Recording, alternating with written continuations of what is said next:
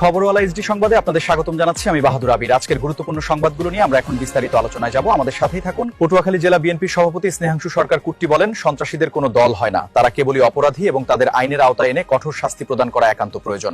পটুয়াখালী বিজ্ঞান ও প্রযুক্তি বিশ্ববিদ্যালয়ে বহিরাগতদের হামলার তীব্র নিন্দা জানিয়ে তিনি কথা বলেন। আমাদের প্রতিনিধির পাঠানো চিত্রে দেখুন বিস্তারিত।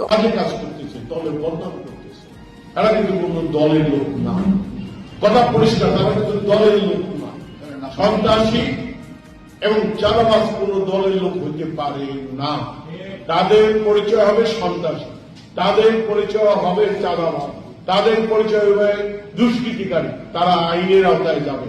আর আইন শৃঙ্খলা বাহিনীকে বলবো, আপনার কোন দলীয় লেবাস দেখে ধর্মের করে ধরবেন তা কিন্তু হবে না। যে যে দুষ্কৃতিকারী তাকে সেইভাবেই ধরবেন, সে আইনের আওতায় হবে। কোন দলীয় লোক খারাপ কাজ করতে পারে না। এটাই হলো আমাদের কথা। এটা আপনাদের মাধ্যমে আমি সবার কাছে বহু প্রচারিত হোক, এটাই আমি আশা করি। পটুয়াখালী আপনারা দেখছেন, সামান্য এত সুন্দর পটুয়াখালী একটা জেলা ছিল এতদিন। 5ই আগস্টের পর থেকে একটা ঘরে আগুন করে না, একটা ঘরে দোকানপাট কিছু হয় না, একটা লোকের কোনো ক্ষতিগ্রস্ত করা হয়। সেখানে আজকে কেন এত বড় মিডিয়ায় কথা আসবে, সেটা দায় দায়িত্ব কিন্তু আমাদেরও আছে। আমরা দল করি, আমাদের গভর্নমেন্ট ক্ষমতা, আমরা চাবো না এই ধরনের নৈরাজ্য বিরাজ করুন মানে বিদ্যাপীঠে।